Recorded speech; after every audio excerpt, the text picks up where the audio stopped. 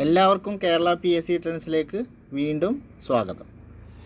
അപ്പോൾ നമ്മുടെ SCRT series തന്നെയാണ് നമ്മുടെ ചാനൽ തുടർന്നുകൊണ്ടേയിരിക്കുന്നത്. അപ്പോൾ ഇന്ന് നമ്മൾ ചർച്ച ചെയ്യാൻ പോകുന്ന അധ്യായം 10ാം ക്ലാസ്സിലെ ഹിസ്റ്ററിയിലെ 5ാമത്തെ അധ്യായം സംസ്കാരവും ദേശീയതയും എന്നുള്ള അധ്യായമാണ് ഇന്ന് നമ്മൾ ചർച്ച ചെയ്യുന്നത്. അപ്പോൾ നമ്മൾ ഇതിനു മുമ്പ് ചർച്ച ചെയ്ത അധ്യായങ്ങളൊക്കെ എല്ലാവരും ഒന്നുകൂടി ഒന്ന് നോക്കുക, നിരന്തരം അതൊന്നും കൂടി റിവിഷൻ ചെയ്യുക. നിങ്ങൾ എത്ര തവണ റിവിഷൻ ചെയ്യുന്നോ അത്രയും നിങ്ങൾക്ക് ബെനിഫിറ്റ് ഉണ്ടാവും. നമുക്കിനി ഈ മൊഡ്യൂൾ പ്രകാരമുള്ള ഫുള്ള് ക്ലാസ് കഴിഞ്ഞാൽ നമ്മുടെ ചാനലിൽ ഒരു മോക്ക് ടെസ്റ്റ് ഉണ്ടാവും. അപ്പോൾ എല്ലാവരും ആ മോക്ക് ടെസ്റ്റ് അറ്റൻഡ് ചെയ്യുക. എന്നിട്ട് അതിലെത്ര മാർക്ക് കിട്ടി എന്ന് നോക്കിയിട്ട് നിങ്ങളുടെ പഠന നിലവാരം എന്തായി എന്നുള്ളത് നിങ്ങൾ സ്വയം ഒന്ന് വിലയിരുത്തുക. അപ്പോൾ കൂടുതലൊന്നും പറയുന്നില്ല, ഞാൻ എപ്പോഴും പറയുന്ന പോലെ തന്നെയാണ്. ചാനൽ ഇഷ്ടപ്പെട്ടാൽ ഒന്ന് സബ്സ്ക്രൈബ് ചെയ്യുക. നിങ്ങൾക്ക് ഉപകാരപ്പെട്ടുവെങ്കിൽ മാത്രം ചാനലൊന്ന് മറ്റുള്ളവരേക്ക് ഷെയർ ചെയ്ത് എത്തിക്കുക. നിർദ്ദേശങ്ങളും അഭിപ്രായങ്ങളൊക്കെ കമൻ്റായിട്ട് അറിയിക്കുകയും ചെയ്യുക. അപ്പോൾ നമുക്ക് നേരെ നമ്മുടെ ഇന്നത്തെ ചാപ്റ്റർ 10ാം ക്ലാസ്സിലെ 5ാം അധ്യായം സംസ്കാരവും ദേശീയതയും എന്നുള്ള ചാപ്റ്ററിൻ്റെ പഠനത്തിലേക്ക് പോവാം. സംസ്കാരവും ദേശീയതയും.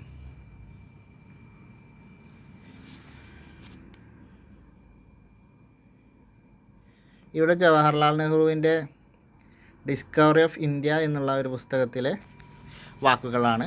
അപ്പോൾ ഇതുവരെ നമുക്ക് ജസ്റ്റ് ഒന്ന് ഓടിച്ചു പോവാം, ഇതിലൊന്നും നോട്ട് ചെയ്താക്കേണ്ടതില്ല. അദ്ദേഹത്തിൻ്റെ വാക്കുകളാണ്. ഇന്ത്യയുടെ നാനാത്വം വമ്പിച്ചതാണ്, അത് പ്രത്യക്ഷമാണ്, അത് ഉപരിതലത്തിൽ പൊന്തി നിൽക്കുന്നു. ആർക്കും കാണാൻ വിരോധമില്ല. മുഖത്തിലും ആകൃതിയിലും ഭക്ഷണത്തിലും വസ്ത്രത്തിലും അവർ വ്യത്യാസപ്പെട്ടിരിക്കുന്നു. ഭാഷയുടെ കാര്യം പറയേണ്ടതില്ലല്ലോ. ബംഗാളികൾ, മഹാരാഷ്ട്രക്കാർ, ഗുജറാത്തികൾ, തമിഴർ, ആന്ധ്രാപ്രദേശുകാർ, ഒറിയക്കാർ, സിന്ധികൾ, പഞ്ചാബികൾ, ആസാംകാർ, കർണാടകക്കാർ, മലയാളികൾ, പഠാണികൾ, കാശ്മീരികൾ, രജപുത്രർ, ഹിന്ദുസ്ഥാനി ഭാഷക്കാരായ വമ്പിച്ച മധ്യദേശക്കാർ, ഇവരെല്ലാം അനേകം നൂറ്റാണ്ടുകളായി തങ്ങളുടെ പ്രത്യേകമായ വ്യത്യസ്ത ധർമ്മങ്ങൾ പുലർത്തി പോന്നിട്ടുണ്ട്. പല കഥകളിലും രേഖകളിലും പറഞ്ഞിട്ടുള്ള അതേ ഗുണദോഷങ്ങൾ ഇന്നും അവരിലുണ്ട്. എന്നിട്ടും ഈ യുഗയുഗാന്തരങ്ങളിൽ അവർ ദേശീയമായി ഒരേ പൈതൃകത്തോടും മാനസികവും ധാർമ്മികവുമായി ഒരേ തരത്തിൽപ്പെടുന്ന വിശേഷങ്ങളോടും കൂടി ഭാരതീയരായി തന്നെയിരുന്നു. ജീവത്തും ചൈതന്യപൂർണമായ എന്തോ ഒന്ന് ഈ പൈതൃകത്തിൽ ഉണ്ടായിരുന്നു. ജീവിതത്തിൻ്റെ പ്രശ്നങ്ങളെയും സംബന്ധിച്ച് കൈക്കൊണ്ട മനോഗതിയിലും ജീവിത രീതികളിലും അത് പ്രത്യക്ഷപ്പെട്ടു. ഇന്ത്യയുടെ ഏകത്വം എന്നെ സംബന്ധിച്ചിടത്തോളം ഇനിമേൽ ബുദ്ധിയുടെ വെറുമൊരു സങ്കല്പം മാത്രമല്ല, എന്നെ ആവേശപ്പെടുത്തിക്കളഞ്ഞ വൈകാരികമായ ഒരനുഭവമാണ്. യാതൊരു രാഷ്ട്രീയ വിഭജനവും ആപത്തിനും മഹാനാശത്തിനും കീഴടക്കാൻ കഴിയാത്ത വിധത്തിൽ അത്രയും ബലിഷ്ഠമായിരുന്നു കാതലായ ഏകത്വം. ഇന്ത്യയുടെ നാനാത്വത്തിൽ ഏകത്വത്തെക്കുറിച്ചുള്ള അദ്ദേഹത്തിൻ്റെ ഒരു പരാമർശമാണ് ഡിസ്കവറി ഓഫ് ഇന്ത്യ എന്നുള്ള അദ്ദേഹത്തിൻ്റെ പുസ്തകത്തിൽ. ഇനി ഇവിടെ ഈ വരിയിലൊന്നും അവിടെ ഇമ്പോർട്ടൻ്റ് പോയിൻ്റുകളൊന്നുമില്ല.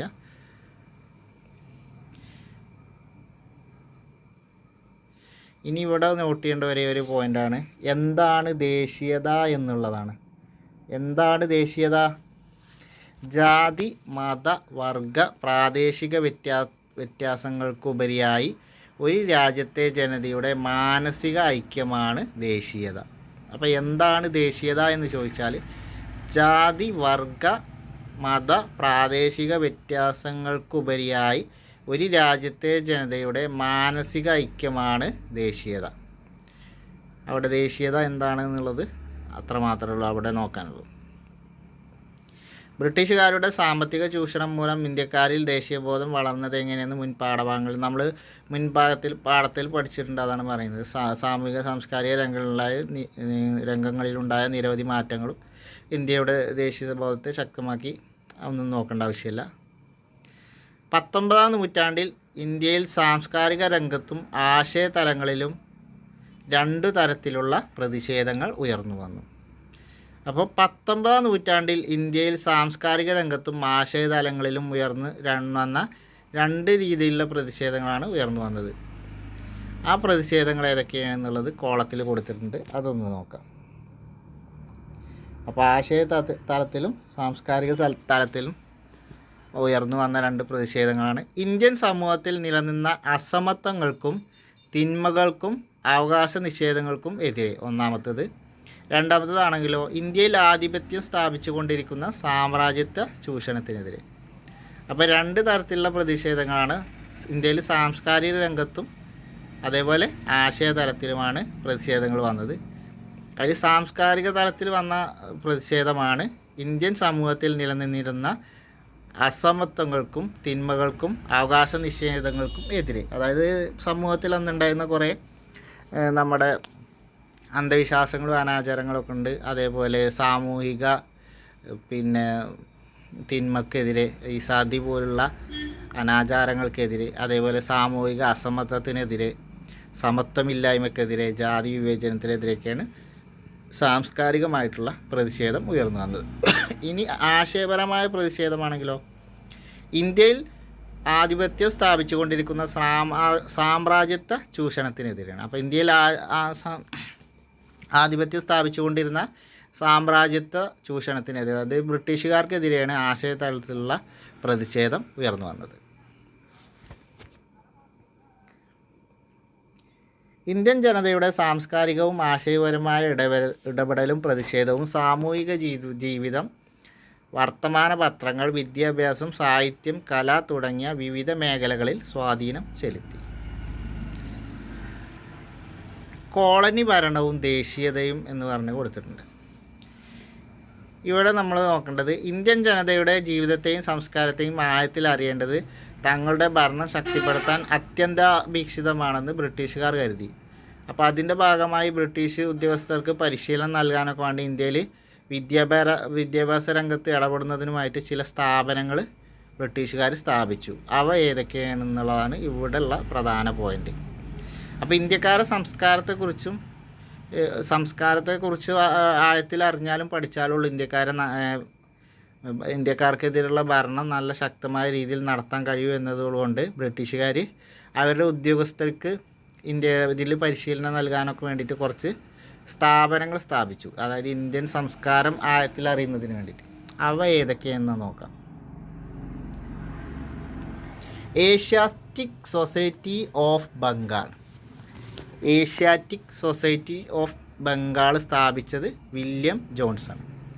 അപ്പോൾ അങ്ങനെ പറഞ്ഞ സ്ഥാപനങ്ങളിൽ പ്രധാനപ്പെട്ട ഒരു സ്ഥാപനമാണ് Asiatic society of Bengal. William ജോൺസാണ് അത് സ്ഥാപിച്ചത്. കൽക്കട്ട മദ്രസ സ്ഥാപിച്ചത് വാറൻ ഹേസ്റ്റിങ്സ് ആണ്. ബനാറസ് സംസ്കൃത കോളേജോ ജൊനാഥൻ ഡങ്കനാണ് ബനാറസ് സംസ്കൃത കോളേജ് സ്ഥാപിച്ചത്. പ്രീവിയസ് ക്വസ്റ്റ്യൻ ആണ്, ഒരുപാട് തവണ ചോദിച്ചിട്ടുണ്ട്. ഈ ഏഷ്യാറ്റിക് സൊസൈറ്റി ഓഫ് ബംഗാളും ബനാറസ് സംസ്കൃത കോളേജും നിരവധി തവണ ചോദിച്ചിട്ടുണ്ട്. കൽക്കട്ട മദ്രസ പഴയ ക്വസ്റ്റ്യൻ പേപ്പറിൽ 1-2 ക്വസ്റ്റ്യൻ പേപ്പറിൽ ഞാൻ കണ്ടിട്ടുണ്ട്. അപ്പോൾ 3 പ്രീവിയസ് ക്വസ്റ്റ്യൻ തന്നെയാണ്. അതിൽ റിപ്പീറ്റഡ് ചോദിച്ചതാണ് ഏഷ്യാറ്റിക് സൊസൈറ്റി ഓഫ് ബംഗാളും ബനാറസ് സംസ്കൃത കോളേജും. അപ്പോൾ ഒന്നുകൂടി നമുക്ക് നോക്കാം. ഏഷ്യാറ്റിക് സൊസൈറ്റി ഓഫ് ബംഗാൾ സ്ഥാപിച്ചത് വില്യം ജോൺസൺ ആണ് ഏഷ്യാറ്റിക് സൊസൈറ്റി ഓഫ് ബംഗാൾ സ്ഥാപിച്ചത്. കൽക്കട്ട മദ്രസ സ്ഥാപിച്ചത് വാറൻ ഹേസ്റ്റിങ്സ് ആണ്. ബനാറസ് സംസ്കൃത കോളേജോ ജൊനാഥൻ ഡങ്കനാണ്. ബനാറസ്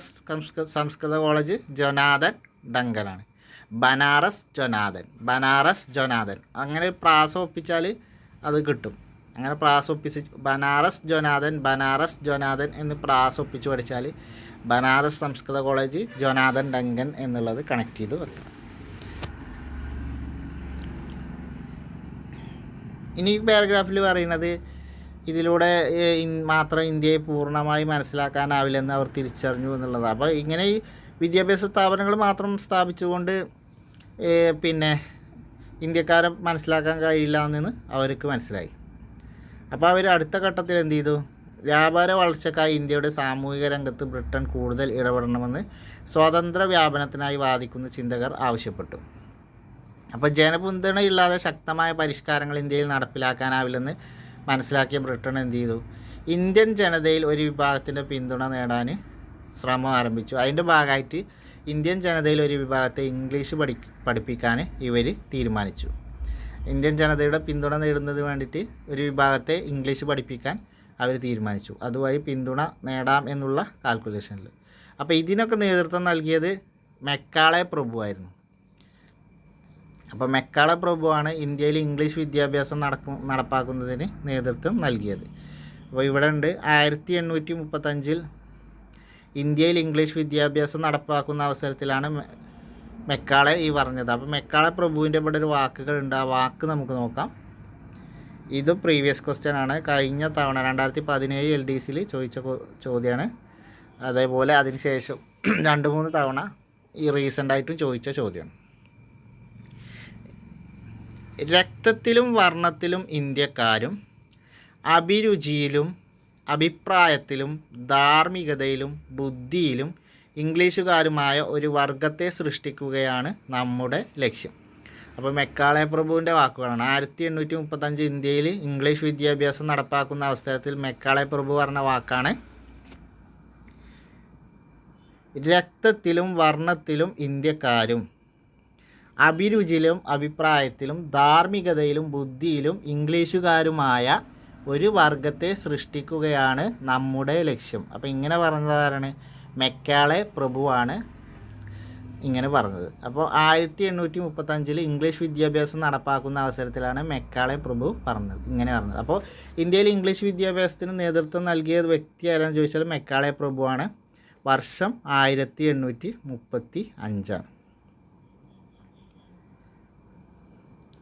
അപ്പോൾ ഇത് നമ്മൾ ഈ വാക്കിൽ തന്നെ പറഞ്ഞു. ഇതിൻ്റെ ഒരു ലക്ഷ്യം എന്താണ്? ഇംഗ്ലീഷുകാരുടെ ജീവിത രീതികളോട് താല്പര്യമുള്ള ഒരു തലമുറയെ സൃഷ്ടിക്കുക. അവർക്ക് സപ്പോർട്ട് ചെയ്തുകൊണ്ടുള്ള ഒരാളുകളെ സൃഷ്ടിക്കാൻ വേണ്ടിയിട്ടാണ് അവരിങ്ങനെ ചെയ്തത്. 19-ാം നൂറ്റാണ്ടോടെ ഇംഗ്ലീഷ് സംസ്കാരവും ആശയങ്ങളും ഇന്ത്യൻ സമൂഹത്തിലേക്ക് കടന്നു കയറിയപ്പോൾ അവയെ പ്രതിരോധിക്കേണ്ടത് അനിവാര്യമാണെന്ന് ഇന്ത്യയിലെ ഒരു വിഭാഗം കരുതി. ഇംഗ്ലീഷ് വിദ്യാഭ്യാസം നേടുകയും അതിലൂടെ ജനാധിപത്യം, സ്വാതന്ത്ര്യം, യുക്തിചിന്ത, തുല്യനീതി, ശാസ്ത്രബോധം, സോഷ്യലിസം, പൗരാവകാശങ്ങൾ എന്നിവയെക്കുറിച്ച് ബോധവാന്മാരാവുകയും ചെയ്തവരായിരുന്നു ഇങ്ങനെ ചിന്തിച്ചവരിൽ ഭൂരിഭാഗവും. അപ്പോൾ വിദ്യാഭ്യാസം കിട്ടിയതിന് ശേഷം കുറച്ച് ആളുകൾ ഈ ഇംഗ്ലീഷ് സംസ്കാരം ഇന്ത്യൻ സമൂഹത്തിലേക്ക് കടന്നു വരുന്നതിനെ പ്രതിരോധിക്കേണ്ടത്, അങ്ങനെ അത് ഇന്ത്യത്തിലേക്ക് കടന്നു വരുന്നത് പ്രശ്നമാണ് എന്നുള്ളത് പിന്നെ ഒരു വിഭാഗം വാദിച്ചു. അവരങ്ങനെ കരുതി. കാരണം അവർ വെച്ചാൽ അവരിത് പഠിച്ചതിന് ശേഷമാണ് അവർക്ക് ഇങ്ങനെ ഒരു ചിന്താഗതി ഉണ്ടായത്. അവർ ഇന്ത്യയിൽ നിലനിന്നിരുന്ന സാമൂഹിക ആചാരങ്ങളും അനുഷ്ഠാനങ്ങളെയും പരിഷ്കരിക്കാനും അവയുടെ സഹായത്തോടെ പാശ്ചാത്യ സംസ്കാരത്തിൻ്റെ കടന്നുകയറ്റത്തെ ചെറുക്കാനും ശ്രമിച്ചു. അപ്പോൾ കുറച്ച് വിദ്യാഭ്യാസം നേടി അവർ ഇന്ത്യൻ സമൂഹത്തിൽ നിലനിന്നിരുന്ന അനാചാരങ്ങളെയൊക്കെ ഒന്ന് ഇതാക്കാൻ ഒന്ന് നിലനിർത്താൻ വേണ്ടിയിട്ടുള്ള പരിശ്രമങ്ങൾ ആരംഭിച്ചു. ഇന്ത്യൻ സമൂഹത്തെ ഒന്ന് നവീകരിക്കുന്നതിന് വേണ്ടിയിട്ട്. അതിനായി അവർ ഇന്ത്യൻ സമൂഹം, ഭാഷ, കല, സാഹിത്യം തുടങ്ങിയവയെ നവീകരിച്ചു. അത് ഇന്ത്യൻ സമൂഹത്തിൽ നിലനിന്നിരുന്ന അസമത്വങ്ങളെയും അവകാശ നിഷേധങ്ങളെയും ചെറുക്കാനും അതിലൂടെ ഇന്ത്യൻ ജനതയിൽ ഐക്യബോധം സൃഷ്ടിക്കാനും ഇടയായി. അപ്പോൾ ഇതൊക്കെ ആ വിദ്യാഭ്യാസം നേടിയ ശേഷം ഓരോ ആളുകൾ സാമൂഹിക പരിഷ്കരണത്തിന് ശ്രമിച്ചു എന്നുള്ളതിനെക്കുറിച്ചൊക്കെയാണ് പറയുന്നത്. ഇനി സയൻറ്റിഫിക് സൊസൈറ്റികൾ എന്ന് പറഞ്ഞുകൊണ്ട് കൊടുത്തിട്ടുണ്ട് ഒരു കോളം. അപ്പോൾ ഇത് എന്താണെന്ന് നോക്കാം. 19-ാം നൂറ്റാണ്ടിൽ ശാസ്ത്ര ഗ്രന്ഥങ്ങൾ പരിഭാഷപ്പെടുത്താനും ശാസ്ത്രബോധം പ്രചരിപ്പിക്കാനും ചർച്ച ചെയ്യാനുമായി നിരവധി സയൻറ്റിഫിക് സൊസൈറ്റികൾ ഇന്ത്യയിൽ സ്ഥാപിക്കപ്പെട്ടു. അപ്പോൾ ഈ സയൻറ്റിഫിക് സൊസൈറ്റികൾ എന്തിനു വേണ്ടിയാണ് സ്ഥാപിക്കപ്പെട്ടത് എന്ന് ചോദിച്ചാൽ ശാസ്ത്ര ഗ്രന്ഥങ്ങൾ വേറെ ഭാഷയിൽ നിന്ന് പരിഭാഷപ്പെടുത്താൻ, അതേപോലെ ശാസ്ത്രബോധം പ്രചരിപ്പിക്കാനും ചർച്ച ചെയ്യാനും. പിന്നെ സയൻറ്റിഫിക് സൊസൈറ്റിയിൽ ഇന്ത്യയിൽ സ്ഥാപിക്കപ്പെട്ടത് ഏത് നൂറ്റാണ്ടിലാണെന്ന് ചോദിച്ചാൽ 19-ാം നൂറ്റാണ്ടിൽ. സയൻറ്റിഫിക് സൊസൈറ്റികൾ ഇന്ത്യയിൽ സ്ഥാപിക്കപ്പെട്ട നൂറ്റാണ്ട് 19-ാം നൂറ്റാണ്ടാണ്. എന്തിനു വേണ്ടിയെന്ന് ചോദിച്ചാൽ സയൻറ്റിഫിക് ഗ്രന്ഥങ്ങളെ പരിഭാഷപ്പെടുത്താൻ, ശാസ്ത്രബോധം പ്രചരിപ്പിക്കാൻ, പിന്നെ ചർച്ച ചെയ്യാൻ. യൂറോപ്യൻ ശാസ്ത്രങ്ങൾ പരിഭാഷപ്പെടുത്തുന്നതിനുള്ള സൊസൈറ്റിയാണ് കൽക്കട്ട 1825. അപ്പോൾ യൂറോപ്യൻ ശാസ്ത്രങ്ങൾ പരിഭാഷപ്പെടുത്തുന്നതിനുള്ള സയൻറ്റിഫിക് സൊസൈറ്റി ഏതാണ്? കൽക്കട്ട സൊസൈറ്റിയാണ്. 1825 രൂപീകൃതമായത്. പൊതുവിവരങ്ങൾ തേടുന്നതിന് വേണ്ടി സൊസൈറ്റി ഏതാണ്? അതും കൽക്കട്ടയാണ്. 1838. പൊതുവിവരങ്ങൾ തേടുന്നതിനുള്ള സയൻറ്റിഫിക് സൊസൈറ്റി സ്ഥാപിച്ചത് 1838 കൽക്കട്ടയിലാണ്. അപ്പോൾ യൂറോപ്യൻ ശാസ്ത്രങ്ങൾ പരിഭാഷപ്പെടുത്തുന്നതിനുള്ള സൊസൈറ്റി സ്ഥാപിച്ചതും കൽക്കട്ടയിലാണ്. അത് 1825. കൃത്യം 13 വർഷങ്ങൾക്ക് ശേഷം പൊതുവിവരങ്ങൾ തേടുന്നതിനുള്ള സൊസൈറ്റി സ്ഥാപിച്ചതും കൽക്കട്ടയിലാണ്, 1838. മഹേന്ദ്രലാൽ സർക്കാർ സ്ഥാപിച്ച ഇന്ത്യൻ അസോസിയേഷൻ. ബംഗാളിലെ ഇന്ത്യൻ അസോസിയേഷൻ 1876. സ്ഥാപിച്ചത് മഹേന്ദ്രലാൽ സർക്കാർ. അപ്പോൾ ബംഗാളിലെ ഇന്ത്യൻ അസോസിയേഷൻ സ്ഥാപിച്ചത് മഹേന്ദ്രലാൽ സർക്കാരാണ്. വർഷം 1876. അതേപോലെ ബനാറസ് സംവാദ ക്ലബ്ബ് 1861 ബനാറസിൽ സ്ഥാപിച്ച ബനാറസ് സംവാദ ക്ലബ്ബ്. പിന്നെ സർ സയ്യിദ് അഹമ്മദ് ഖാൻ സ്ഥാപിച്ച അലിഗഡ് സയൻറ്റിഫിക് സൊസൈറ്റി അഥവാ അലിഗഡ് 1864. അപ്പോൾ 1864 സർ സയ്യിദ് അഹമ്മദ് ഖാൻ സ്ഥാപിച്ച അലിഗഡ് സയൻറ്റിഫിക് സൊസൈറ്റി, അലിഗഡിൽ സ്ഥാപിച്ച Aligarh scientific society. Bihar scientific society 1868 ബീഹാറിൽ. 1868 ബീഹാറിലായിരുന്നു ബീഹാർ സയൻറ്റിഫിക് സൊസൈറ്റി സ്ഥാപിച്ചത്. അപ്പോൾ ഇത്രയും സയൻറ്റിഫിക് സൊസൈറ്റികളുണ്ട്. ഇത് വളരെ പ്രധാനപ്പെട്ടതാണ്. അതും എവിടേക്ക് സ്ഥാപിച്ചു എന്നും വർഷം ഓർത്തു വെക്കുക.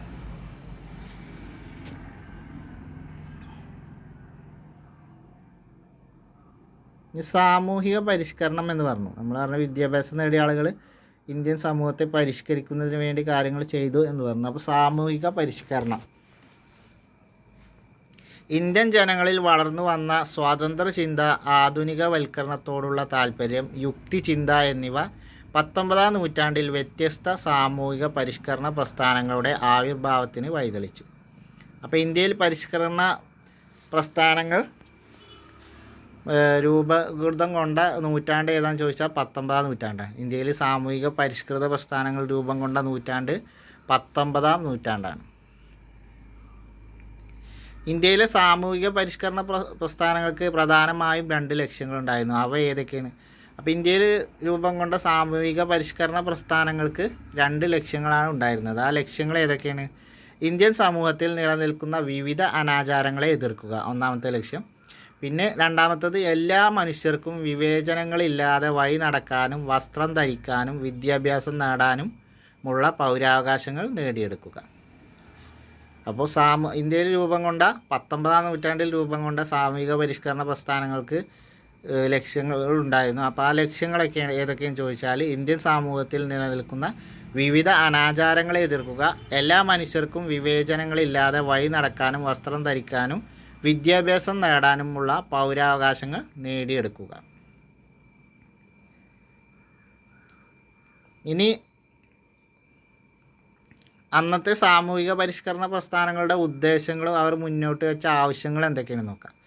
അപ്പോൾ അന്നത്തെ സാമൂഹിക പരിഷ്കരണ പ്രസ്ഥാനങ്ങൾ മുന്നോട്ട് വെച്ച ആവശ്യങ്ങൾ എന്തൊക്കെയാണ്? ജാതി വ്യവസ്ഥ നിർമ്മാർജ്ജനം ചെയ്യുക. അപ്പോൾ അന്നത്തെ സാമൂഹിക പരിഷ്കരണ പ്രസ്ഥാനങ്ങൾ മുന്നോട്ട് വെച്ച നിർദ്ദേശങ്ങൾ എന്തൊക്കെയാണ്, അല്ലെങ്കിൽ ആവശ്യങ്ങൾ എന്തൊക്കെയാണെന്ന് ചോദിച്ചാൽ ഒന്നാമത്തെ ആവശ്യമാണ് ജാതി വ്യവസ്ഥ നിർമ്മാർജ്ജനം ചെയ്യുക. എല്ലാവരുടെയും അവകാശങ്ങൾ സംരക്ഷിക്കുക, സ്ത്രീകൾക്ക് എതിരായ വിവേചനങ്ങൾ അവസാനിപ്പിക്കുക, എല്ലാവർക്കും വിദ്യാഭ്യാസം നൽകുക, വിധവ പുനർവിവാഹം നടപ്പിലാക്കുക, ശൈശവ വിവാഹം, പൗരോഹിത്യ മേധാവിത്വം എന്നിവ അവസാനിപ്പിക്കുക. അപ്പോൾ ഇത്രയും കാര്യങ്ങളാണ് സാമൂഹിക പരിഷ്കരണ പ്രസ്ഥാനങ്ങൾ മുന്നോട്ട് വെച്ച ആവശ്യങ്ങൾ. അപ്പോൾ ആവശ്യങ്ങൾ ഏതൊക്കെയാണെന്ന് നോട്ട് ചെയ്ത് വെക്കുക. ഇത് ശരിയായ പ്രസ്താവന അല്ലെങ്കിൽ തെറ്റായ പ്രസ്താവന എന്ന ഭാഗത്തിൽ ചോദിക്കാൻ സ്റ്റേറ്റ്മെൻറ്റ് ടൈപ്പിൽ വരാൻ സാധ്യതയുള്ളൊരു ഭാഗമാണ്. അപ്പോൾ ജാതി വ്യവസ്ഥ നിർമ്മാർജ്ജനം ചെയ്യുക, എല്ലാവരുടെയും അവകാശങ്ങൾ സംരക്ഷിക്കുക, സ്ത്രീകൾക്ക് എതിരായ വിവേചനങ്ങൾ അവസാനിപ്പിക്കുക, എല്ലാവർക്കും വിദ്യാഭ്യാസം നൽകുക, വിധവ പുനർവിവാഹം നടപ്പിലാക്കുക, ശൈശവ വിവാഹം, പൗരോഹിത്യ മേധാവിത്വം എന്നിവ അവസാനിപ്പിക്കുക. അപ്പോൾ ഇത്രയും കാര്യങ്ങളാണ് അവർ മുന്നോട്ട് വെച്ച ആവശ്യങ്ങൾ, പരിഷ്കരണ പ്രസ്ഥാനങ്ങൾ മുന്നോട്ട് വെച്ച ആവശ്യങ്ങൾ. ഇത്തരത്തിൽ ഇന്ത്യൻ സമൂഹത്തിൻ്റെ ആധുനികവൽക്കരണത്തിനായി വാദിച്ച ആദ്യത്തെയാൾ രാജാ റാം മോഹൻ റോയാണ്. ജാതി വ്യവസ്ഥയെയും സതി എന്ന ദുരാചാരത്തെയും ശക്തമായി എതിർത്ത അദ്ദേഹം ബംഗാളിൽ ബ്രഹ്മസമാജം എന്ന പ്രസ്ഥാനം സ്ഥാപിച്ചു. നമ്മൾ മുൻ അധ്യായത്തിൽ ചർച്ച ചെയ്തതാണ് രാജാ റാം മോഹൻ റോയ് ബ്രഹ്മസമാജം സ്ഥാപിച്ചു എന്നുള്ളത്. അപ്പോൾ ബ്രഹ്മസമാജം സ്ഥാപിച്ചതാരാണ്? രാജാ റാം മോഹൻ റോയിയാണ്.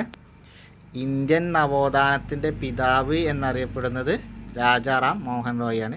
സതി നിർത്തലാക്കുന്നതിന് വേണ്ടി പരിശ്രമിച്ച സാമൂഹ്യ പരിഷ്കർത്താവ് രാജാ റാം മോഹൻ റോയിയാണ്. വില്യം ബെൻഡിക്കുമായി ചേർന്ന് സതി നിർത്തലാക്കിയത് അദ്ദേഹമാണ്. അപ്പോൾ സതി നിർത്തലാക്കാൻ സഹായിച്ച ഗവർണർ ജനറൽ ആരാണെന്ന് ചോദിച്ചാൽ വില്യം ബെൻഡിക് പ്രഭുവാണ്. അപ്പോൾ ബംഗാളിൽ അദ്ദേഹം ബ്രഹ്മസമാജ് എന്ന പ്രസ്ഥാനം സ്ഥാപിച്ചു. വിവിധ ജാതികളായി വിഭജിക്കപ്പെട്ട അന്നത്തെ ഇന്ത്യൻ സമൂഹത്തിൻ്റെ സ്ഥാനത്ത് ഒരൊറ്റ ഇന്ത്യൻ സമൂഹം എന്ന ആശയം പ്രചരിപ്പിക്കാനാണ് അദ്ദേഹം ശ്രമിച്ചത്. ഇത് ഇന്ത്യക്കാരിൽ രാജ്യസ്നേഹം വളരാനുള്ള സാഹചര്യം സൃഷ്ടിച്ചു. അങ്ങനെ രാഷ്ട്രത്തിൻ്റെ ഐക്യവും സാമൂഹിക പരിഷ്കരണത്തിൻ്റെ ലക്ഷ്യം അതൊന്നും വേണ്ട. ഇവിടെ പ്രധാനം ഓർക്കേണ്ടത് സതി നിർത്തലാക്കാൻ, അതേപോലെ രാജാ റാം മോഹൻ റോയ്, ബ്രഹ്മസമാജം, ഇത്രയും പോയിന്റുകൾ ഇതിന് നോട്ട് ചെയ്ത് വെക്കുക. ബംഗാളിൽ ചന്ദ്ര വിദ്യാസാഗർ വിധവകളുടെ പുനർവിവാഹത്തിനായി പ്രവർത്തനം നടത്തി. ബംഗാളിൽ ചന്ദ്ര വിദ്യാസാഗർ വിധവകളുടെ പുനർവിവാഹത്തിനായി പ്രവർത്തനം നടത്തി. അദ്ദേഹത്തിൻ്റെ പരിശ്രമ ഫലമായാണ് 1856 ബ്രിട്ടീഷ് ഗവൺമെൻറ് ഹിന്ദു വിധവ പുനർവിവാഹ നിയമം പാസാക്കിയത്. അപ്പോൾ ഇനി ഇവിടെ നോട്ട് ചെയ്യേണ്ട ഒരു പോയിൻ്റ്, ഹിന്ദു വിധവ പുനർവിവാഹ നിയമം പാസാക്കിയത് ആരുടെ പ്രവർത്തന ഫലമായാണ്? ചന്ദ്ര വിദ്യാസാഗറിൻ്റെ പ്രവർത്തന ഫലമായാണ്. ബംഗാളിലായിരുന്നു വിദ്യാചന്ദ്രസാഗറുടെ പ്രവർത്തന മേഖല. അപ്പോൾ 1800 ഹിന്ദു വിധവ പുനർവിവാഹ നിയമം പാസാക്കിയ വർഷം 1856 ഒന്നാം സ്വാതന്ത്ര്യ സമരം നടക്കുന്നതിൻ്റെ മുന്നത്തെ വർഷമാണ് ഹിന്ദു വിധവ പുനർവിവാഹ നിയമം പാസാക്കിയത്. അപ്പോൾ ഹിന്ദു വിധവ പുനർവിവാഹ നിയമം 1856 പാസാക്കി. അതിനുവേണ്ടി പരിശ്രമിച്ചത് ചന്ദ്ര വിദ്യാസാഗർ. സ്ത്രീകളുടെ വിദ്യാഭ്യാസ പുരോഗതിക്കായി അദ്ദേഹം വിദ്യാലയങ്ങൾ സ്ഥാപിച്ചു. അപ്പോൾ വിദ്യാചന്ദ്രസാഗർ വിദ്യാലയങ്ങൾ സ്ഥാപിച്ചു സ്ത്രീകളുടെ വിദ്യാഭ്യാസത്തിന് വേണ്ടി. വനിതകളുടെ ഉന്നമനത്തിനായി ചില പരിഷ്കരണ പ്രസ്ഥാനങ്ങൾ അക്കാലത്ത് രൂപം കൊണ്ടു. ഇനി നോട്ട് ചെയ്യേണ്ട കാര്യമാണ്, വിധവകൾക്ക് വിദ്യാഭ്യാസം നൽകുന്നതിനായി പണ്ഡിത രമാബായി ബോംബെയിൽ സ്ഥാപിച്ച ശാരദാ സദൻ. പ്രീവിയസ് ക്വസ്റ്റ്യൻ ആണ്, കഴിഞ്ഞ ഖാദി ബോർഡ് LDC, അതിന് മുമ്പുള്ള യൂണിവേഴ്സിറ്റി LGS, അതിന് മുമ്പുള്ള യൂണിവേഴ്സിറ്റി അസിസ്റ്റൻറ്റ്, എല്ലാത്തിലും വന്ന ചോദ്യമാണ് പണ്ഡിത രമാബായി ശാരദാ സദൻ എന്നുള്ളത് പ്രധാനപ്പെട്ട പോയിൻ്റാണ്. അപ്പോൾ പണ്ഡിത രമാബായി ബോംബെയിൽ ശാരദാ സദൻ സ്ഥാപിച്ചു. വിധവകൾക്ക് വിദ്യാഭ്യാസം നൽകുന്നതിന്, വിധവകൾക്ക് വേണ്ടി ശാരദാ സദൻ സ്ഥാപിച്ചത് പണ്ഡിത രമാബായി. നമ്മൾ നേരത്തെ പണ്ഡിത രമാബായിനെ കുറിച്ച് പഠിച്ചപ്പോൾ പറഞ്ഞത് എന്താണ്? ആര്യ മഹിളാ സമാജം. അപ്പോൾ അതുകൂടി അതിൻ്റെ കൂടെ ഓർക്കേണ്ട മറ്റൊരു പോയിൻ്റാണ് ശാരദാ സദൻ സ്ഥാപിച്ചത് ബോംബെയിലാണ്. വിധവകളുടെ വിദ്യാഭ്യാസത്തിന് വേണ്ടിയാണ് സ്ഥാപിച്ചത്. അപ്പോൾ അതാണ് ഇതിലുള്ളൊരു പോയിൻ്റ്. ഇനി ഇവിടെ പ്രധാനപ്പെട്ട ഒരു കോളം കൊടുത്തിട്ടുണ്ട്, വളരെ വളരെ പ്രധാനപ്പെട്ട കോളാണ്. ഈ കോളത്തിൽ നിന്ന് ഒരുപാട് തവണ ക്വസ്റ്റ്യൻസ് റിപ്പീറ്റഡ് ചോദിച്ചിട്ടുണ്ട്. അപ്പോൾ പ്രധാനപ്പെട്ട ഒരു കോളാണ്. അപ്പോൾ നമുക്ക് കോളങ്ങൾ, പരിഷ്കരണ പ്രസ്ഥാനങ്ങൾ, പരിഷ്കർത്താക്കൾ, അവരുടെ ആശയങ്ങൾ, ഇത്രയാണ് ഈ കോളത്തിലുള്ളത്. അപ്പോൾ അത് ഏതൊക്കെയാണെന്ന് നോക്കാം.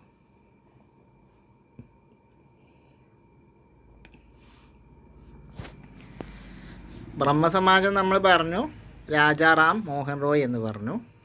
അതേപോലെ ശാരദാ സദൻ, അതേപോലെ ആര്യ മഹിളാ സമാജം, പണ്ഡിത രമാബായി.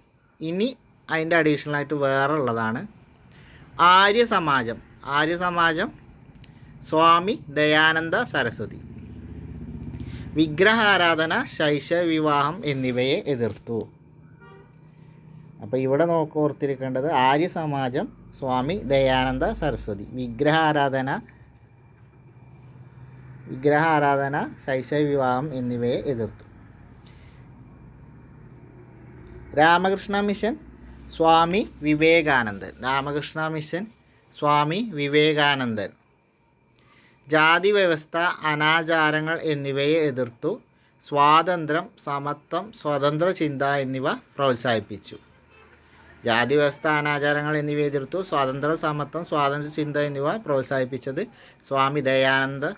സ്വാമി വിവേകാനന്ദനാണ്. രാമകൃഷ്ണ മിഷൻ സ്ഥാപിച്ചത് സ്വാമി വിവേകാനന്ദൻ. നമ്മൾ പറഞ്ഞു കൃഷ്ണഭക്തനായ വിവേകാനന്ദൻ എന്ന് കണക്ട് ചെയ്താൽ കോഡ് കിട്ടും എന്ന് പറഞ്ഞു. അതേപോലെ ആര്യനായ ദയാനന്ദ സരസ്വതി. അലിഗഡ് പ്രസ്ഥാനം സർ സയ്യിദ് അഹമ്മദ് ഖാനാണ്. അലിഗഡ് പ്രസ്ഥാനം സർ സയ്യിദ് അഹമ്മദ് ഖാൻ. അലിഗഡ് പ്രസ്ഥാനം സർ സയ്യിദ് അഹമ്മദ് ഖാൻ. ഇന്ത്യയിലെ മുസ്ലിങ്ങളുടെ സാമൂഹികവും വിദ്യാഭ്യാസപരവുമായ പുരോഗതിക്കായി വാദിച്ചു. ഇന്ത്യയിലെ മുസ്ലിങ്ങളുടെ സാമൂഹികവും വിദ്യാഭ്യാസവുമായ പുരോഗതിക്കായി വാദിച്ചു സർ സയ്യിദ് അഹമ്മദ് ഖാൻ. അലിഗഡ് പ്രസ്ഥാനം. മുഹമ്മദോ ആംഗ്ലോ ഓറിയൻ്റൽ കോളേജ് സ്ഥാപിച്ചു എന്ന് നമ്മൾ മുൻ ചാപ്റ്ററിൽ പഠിച്ചതാണ്.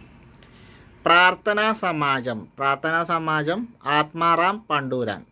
പ്രാർത്ഥനാ സമാജം ആത്മാറാം പാണ്ഡുരാങ്. പ്രാർത്ഥന ആത്മാറാം പാണ്ഡുരാങ്. മിശ്രഭോജനം, മിശ്രവിവാഹം, വിധവാ പുനർവിവാഹം, സ്ത്രീകളുടെയും പിന്നാക്ക ജനവിഭാഗങ്ങളുടെയും പുരോഗതി എന്നിവയ്ക്കായി നിലകൊണ്ടു. അപ്പോൾ മിശ്രഭോജനം, മിശ്രവിവാഹം, വിധവാ പുനർവിവാഹം, സ്ത്രീകളുടെയും പിന്നോക്ക ജനവിഭാഗങ്ങളുടെയും പുരോഗതി എന്നിവയ്ക്കായി നിലകൊണ്ടത് ആത്മാറാം പാണ്ഡുരാങ്ങാണ്. പ്രാർത്ഥനാ സമാജം സ്ഥാപിച്ചു. Theosophical society Annie Besant Hindu മതത്തിൻ്റെ പുനരുദ്ധാരണത്തിനായി നിലകൊണ്ടു. അപ്പോൾ ഹിന്ദു മതത്തിൻ്റെ പുനരുദ്ധാരണത്തിനായി തിയോസഫിക്കൽ സൊസൈറ്റി സ്ഥാപിച്ചത് ആനി ബസൻ്റാണ്. ഹിതകാരിണി സമാജം വീരേശലിംഗം പന്തലു വിധവാ പുനർവിവാഹത്തിനും സ്ത്രീകളുടെ വിദ്യാഭ്യാസത്തിനുമായി പ്രചരണം നടത്തി. ഹിതകാരിണി സമാജം, വീരേശലിംഗം പന്തലു. ഇതൊക്കെ LDC 2017 പ്രീവിയസ് ക്വസ്റ്റ്യനാണ്. ഹിതകാരിണി സമാജമൊക്കെ.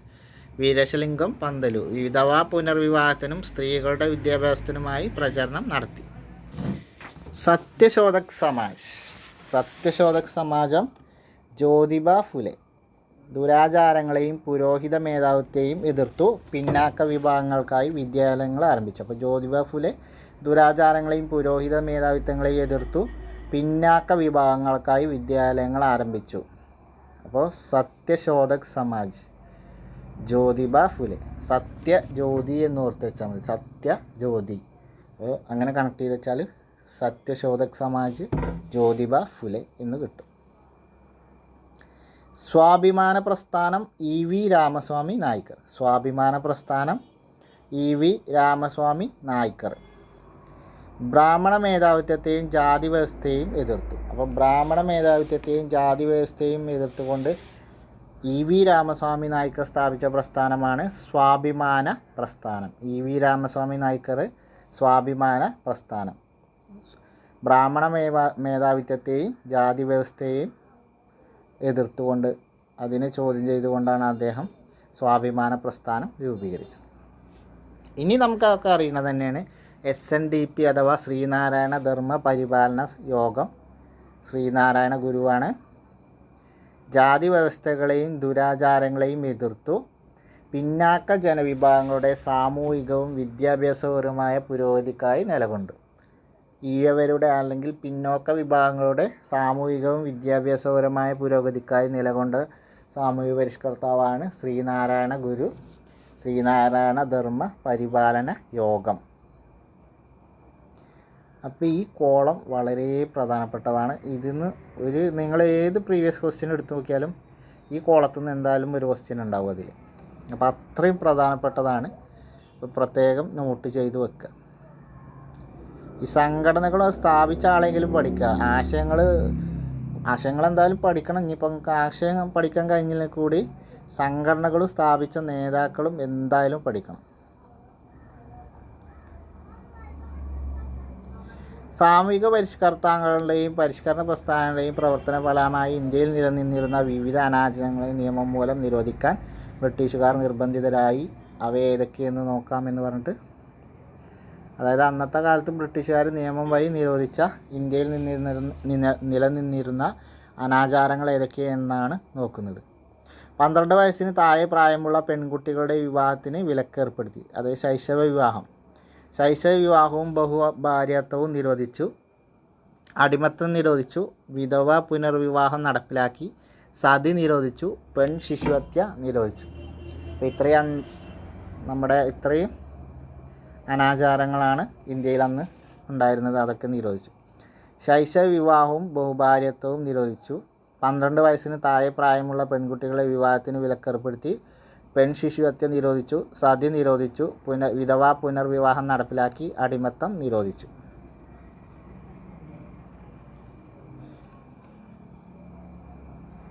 ഇന്ത്യയിലെ സാമൂഹിക പരിഷ്കരണ പ്രസ്ഥാനങ്ങൾ മുന്നോട്ട് വെച്ച ആശയങ്ങൾ ഇന്ത്യക്കാരിൽ ദേശീയബോധം സൃഷ്ടിക്കാൻ കാരണമായത് എങ്ങനെ എന്നുള്ളത് ആണ് താഴെ തന്നിരിക്കുന്ന സൂചനകളുടെ അടിസ്ഥാനത്തിൽ ചർച്ച ചെയ്യൂ എന്ന് പറഞ്ഞത്. ഇതൊക്കെ ജസ്റ്റ് ഒന്ന് വായിച്ചു വിട്ടാൽ മതി. ഇന്ത്യയിലെ പരിഷ്കരണ പ്രസ്ഥാനങ്ങൾ മുന്നോട്ട് വെച്ച ആശയങ്ങൾ ഇന്ത്യക്കാരിൽ ദേശീയബോധം സൃഷ്ടിക്കാൻ കാരണമായത് എങ്ങനെയെന്ന് ചോദിച്ചാൽ, ഏതൊക്കെ രീതിയിലാണ് കാരണമായത് എന്ന് ചോദിച്ചാൽ ഈ പോയിന്റുകളൊന്ന് നോക്കി വെക്കാം. ജാതി വ്യവസ്ഥയോടുള്ള എതിർപ്പ്, തുല്യ അവകാശങ്ങൾക്ക് വേണ്ടിയുള്ള വാദം, വൈദേശിക സംസ്കാരത്തിൻ്റെയും ആശയങ്ങളുടെയും കടന്നുവരവിനെതിരായ ചെറുത്തുനിൽപ്പ്, അനാചാരങ്ങളോടുള്ള എതിർപ്പ്, വിദ്യാഭ്യാസ പുരോഗതി, സ്ത്രീകളോടുള്ള വിവേചനങ്ങൾക്കെതിരായ നിലപാട്. അപ്പോൾ ജാതി വ്യവസ്ഥയോടുള്ള എതിർപ്പ്, തുല്യ അവകാശങ്ങൾക്ക് വേണ്ടിയുള്ള വാദം, വൈദേശിക സംസ്കാരത്തിൻ്റെയും ആശയങ്ങളുടെയും കടന്നുവരവിനെതിരായ ചെറുത്തുനിൽപ്പ്, അനാചാരങ്ങളോടുള്ള എതിർപ്പ്, വിദ്യാഭ്യാസ പുരോഗതി, സ്ത്രീകളോടുള്ള വിവേചനങ്ങൾക്കെതിരായ നിലപാട്. പത്രങ്ങൾ ദേശത്തെ ഒന്നാക്കുന്നു എന്ന് പറഞ്ഞുകൊണ്ട് അന്നത്തെ ഒരു വർത്തമാന പത്രത്തിൽ വന്നൊരു വാക്കുകളാണ് ഇവിടെ കോട്ടിങ്ങായി കൊടുത്തിട്ടുള്ളത്.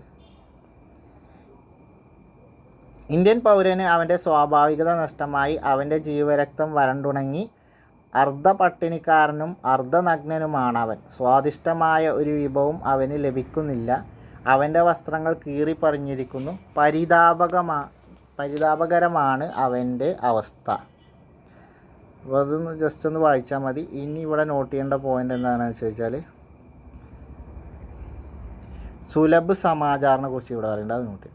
ബംഗാളിലെ ആദ്യകാല വർത്തമാന പത്രമായ സുലഭ് സമാചാറിൽ വന്ന വാർത്തയാണിത്. അപ്പോൾ മുകളിൽ തന്ന കോട്ടിങ് ബംഗാളിലെ ആദ്യകാല വർത്തമാന പത്രമായ സുലഭ് സമാചാറിൽ വന്ന വാർത്തയാണ് എന്ന് പറയുന്നുണ്ട്.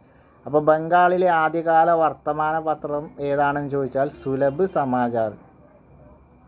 ബ്രിട്ടീഷ് ഭരണത്തിൻ്റെ ഫലമായി ഇന്ത്യക്കാർക്കുണ്ടായിരുന്ന അവസ്ഥ ഈ വാർത്ത ചൂണ്ടിക്കാണിക്കുന്നു.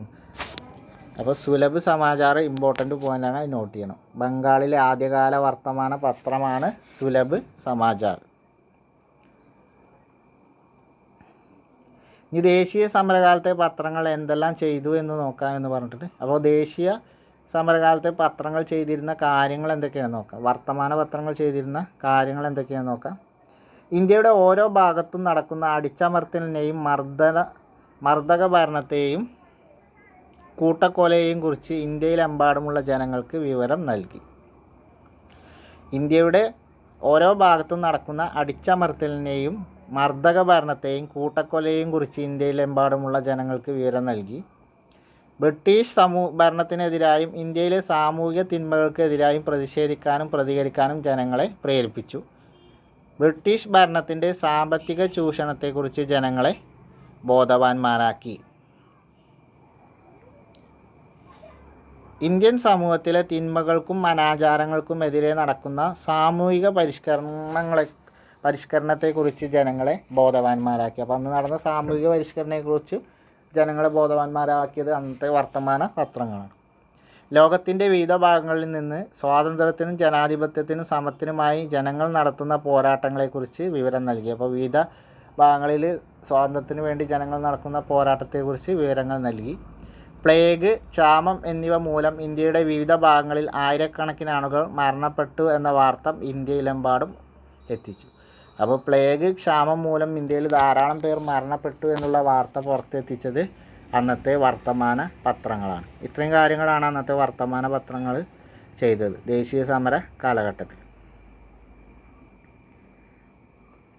ഇനി ദേശീയ സമരകാലത്തെ പ്രധാന പത്രങ്ങളും നേതൃത്വം നൽകിയവരും എന്ന് പറഞ്ഞിട്ട് പ്രധാനപ്പെട്ട ഒരു കോളാണ് കൊടുത്തിട്ടുള്ളത്. ഇതും പ്രീവിയസ് ക്വസ്റ്റ്യൻ ആണ്. ഒരുപാട് തവണ ഇതിലത്തെ ചോദ്യങ്ങളും റിപ്പീറ്റഡ്. നിങ്ങൾക്ക് പഴയ ക്വസ്റ്റ്യൻസ് ഏതെടുത്ത് നോക്കുകയാണെങ്കിലും ഇതിൽ നിന്നുള്ള ഒരു ചോദ്യമെങ്കിലും നിങ്ങൾക്ക് കാണാതിരിക്കാൻ കഴിയില്ല. ഒരു ചോദ്യമെങ്കിലും എന്തായാലും ഈ കോളത്തിൽ നിന്നുണ്ടാവും. ഈ കോളം നമ്മൾ മുകളിൽ പറഞ്ഞ കോളം നല്ല ഇമ്പോർട്ടൻ്റ് കോളങ്ങളാണ്. റിപ്പീറ്റഡ് കോളങ്ങളാണ്. പത്രങ്ങൾ, നേതാക്കൾ. ഹിന്ദു സ്വദേശി മിത്രം, ജി സുബ്രഹ്മണ്യ അയ്യർ. അപ്പോൾ ഹിന്ദു സ്വദേശി മിത്രം എന്നീ പത്രങ്ങൾ സ്ഥാപിച്ചത് ജി സുബ്രഹ്മണ്യ അയ്യരാണ്. അമൃത് ബസാർ പത്രിക ശിശിർ കുമാർ ഘോഷ്, മോത്തിലാൽ ഘോഷ്. 2 ഘോഷുമാരുടേതാണ് അമൃത ബസാർ പത്രിക. ശിശിർ കുമാർ ഘോഷും മോത്തിലാൽ ഘോഷും. ബോംബെ സമാചാർ ആരാണ്? ഫർദൂർജി മസ്ബാൻ. ഫർദൂർജി മസ്ബാൻ്റെ ബോംബെ സമാചാർ ഫർദൂർജി മസ്ബാൻ.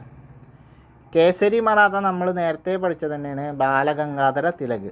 ബംഗാളി സുരേന്ദ്രനാഥ ബാനർജിയാണ് ബംഗാളി എന്നുള്ള പത്രം സ്ഥാപിച്ചത്. Voice of India Dadabhai Naoroji. അപ്പോൾ voice of India Dadabhai Naoroji, Bengali Surendranath Banerjee. ഈ സുരേന്ദ്രനാഥ ബാനർജി ഒരു ബംഗാളി തന്നെ ആയിരുന്നല്ലോ, അപ്പോൾ അദ്ദേഹം ആ പേരിൽ തന്നെയാണ് പത്രം ഇറക്കിയത് എന്ന് കണക്ട് ചെയ്താൽ മതി. വോയിസ് ഓഫ് ഇന്ത്യ, ഇന്ത്യയുടെ വയോജകനായിരുന്ന ദാദാഭായ് നവറോജി. ഇനി ഷോം പ്രകാശ് ഈശ്വരചന്ദ്ര വിദ്യാസാഗറുമായി ബന്ധപ്പെട്ട് നമ്മൾ നേരത്തെ പഠിച്ച ഫാക്റ്റ് എന്താണ്? ഹിന്ദു വിധവ പുനർവിവാഹത്തിന് വേണ്ടി പ്രവർത്തിച്ച സാമൂഹിക പരിഷ്കർത്താവാണ് ഈശ്വരചന്ദ്ര വിദ്യാസാഗർ. ഇത് ഇവിടെ നമുക്ക് ഓർത്തിരിക്കാൻ എന്ത് ചെയ്യുക? ഷോം പ്രകാശ് എന്ന് പറഞ്ഞാൽ ആരാണ്? ദൈവമാണല്ലോ. ദൈവത്തെയാണ് നമ്മുടെ സങ്കല്പത്തിൽ പ്രകാശം.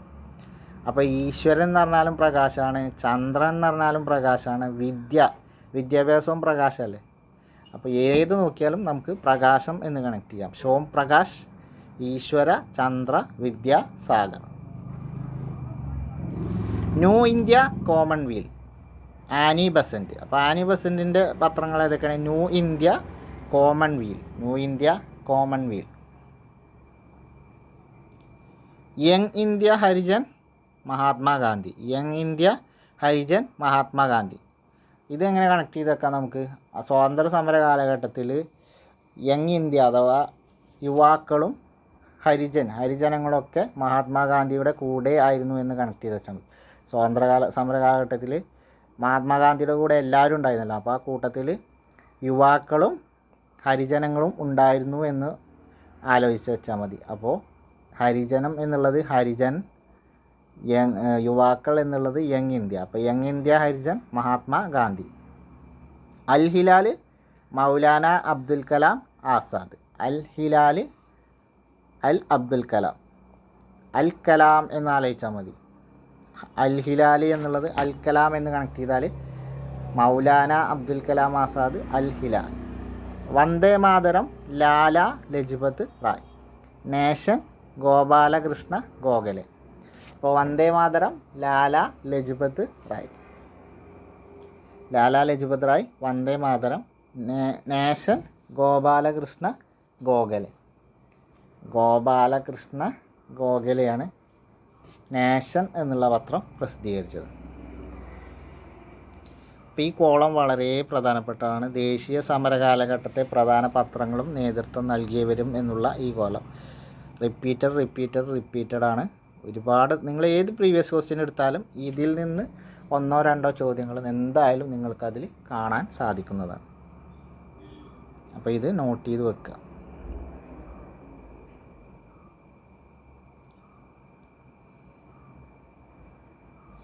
ഇന്ത്യൻ ദേശീയ പ്രസ്ഥാനവും അതിൻ്റെ നേതാക്കളും തങ്ങളുടെ ആശയങ്ങൾ ജനങ്ങളിൽ എത്തിക്കാൻ ആശ്രയിച്ച പ്രധാന മാർഗം വർത്തമാന പത്രങ്ങളാണ്. നമ്മൾ നേരത്തെ പറഞ്ഞു. അക്കാലത്ത് പത്രങ്ങൾ പ്രസിദ്ധീകരിക്കുന്നത് സാമൂഹിക സേവനമായാണ് കരുതിയിരുന്നത്. ബ്രിട്ടീഷ് ഗവൺമെൻറ്റിൻ്റെ നയങ്ങളെ അവ എതിർക്കുകയും ശക്തമായി വിമർശിക്കുകയും ചെയ്തു. ദേശീയ കാഴ്ചപ്പാടോടുകൂടിയ പത്രങ്ങൾ ഇന്ത്യയിൽ തുടക്കം കുറിച്ചത് രാജാ റാം മോഹൻ റോയിയാണ്. അദ്ദേഹം ബംഗാളി ഭാഷയിൽ ആരംഭിച്ച സമ്പാദ് കൗമുദി, പേർഷ്യൻ ഭാഷയിൽ പുറത്തിറക്കിയ മിറാത്തുൽ അക്ബർ. ഇവിടെ നോട്ട് ചെയ്യേണ്ട പ്രധാന പോയിൻ്റാണ് രാജാ റാം മോഹൻ റോയിയുടെ പത്രങ്ങൾ ഏതൊക്കെയാണ്? മിറാത്തുൽ അക്ബറും സമ്പാദ് കൗമുദിയും. സമ്പാദ് കൗമുദിയുടെ ഭാഷ ബംഗാളിയും പേർഷ്യൻ ഭാഷയിലാണ് മിറാത്തുൽ അക്ബർ പുറത്തിറങ്ങിയത്. അപ്പോൾ ഇവിടെ ഓർത്തിരിക്കേണ്ടത് രാജാ റാം മോഹൻ റോയിയാണ് ഈ പത്രങ്ങൾക്ക് ഇന്ത്യയിൽ തുടക്കം കുറിച്ചത്. അപ്പോൾ ഈ വർത്തമാന പത്രങ്ങളാണ് ദേശീയ ആശയങ്ങൾ ഒക്കെ പ്രചരിപ്പിച്ചതെന്ന് പറഞ്ഞു. അപ്പോൾ വർത്തമാന പത്രങ്ങൾക്ക് ഇന്ത്യയിൽ തുടക്കം കുറിച്ചത് രാജാ റാം മോഹൻ റോയിയാണ്. അദ്ദേഹത്തിൻ്റെ പ്രധാന പത്രങ്ങൾ ഏതൊക്കെയാണ്? സമ്പാദ് കൗമുദി, അതേപോലെ മിറാത്തുൽ അക്ബർ. സമ്പാദ് കൗമുദി ബംഗാളി ഭാഷയിലും മിറാത്തുൽ അക്ബർ പേർഷ്യൻ ഭാഷയിലും. പിന്നെ ഇവിടെ നോട്ട് ചെയ്യേണ്ടവരും രാജാ റാം മോഹൻ റോയിയുടെ രണ്ട് പത്രങ്ങളാണ് സമ്പാദ് കൗമുദിയും മിറാത്തുൽ അക്ബറും. അതിൽ സമ്പാദ് കൗമുദി ബംഗാളി ഭാഷയിലും മിറാത്തുൽ അക്ബർ പേർഷ്യൻ ഭാഷയിലും.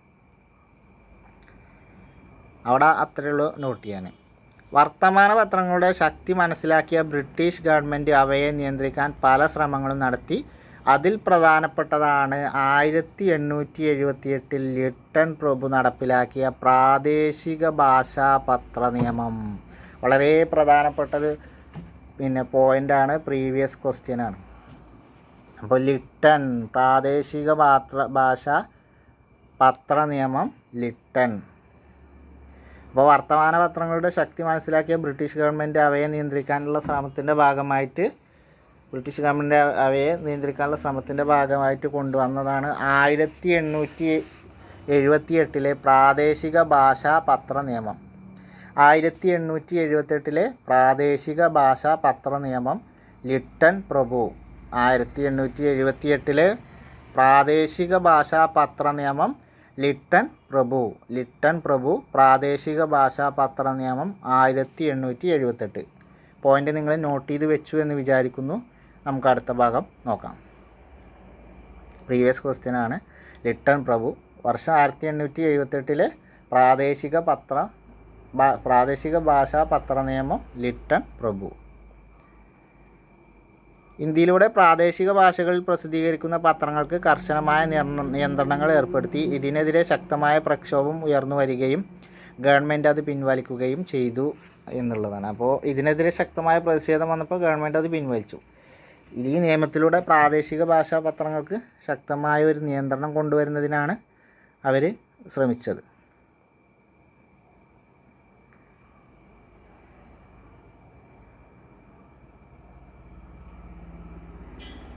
അപ്പോൾ ഈ വീഡിയോ നമുക്ക് ഇവിടെ വെച്ച് നിർത്താം. ഇനി ഇതിൻ്റെ വിദ്യാഭ്യാസം ദേശത്തിന് എന്നുള്ള അടുത്ത പാർട്ട് വേറെ മറ്റൊരു വീഡിയോ ആയിട്ട് ചെയ്യാം.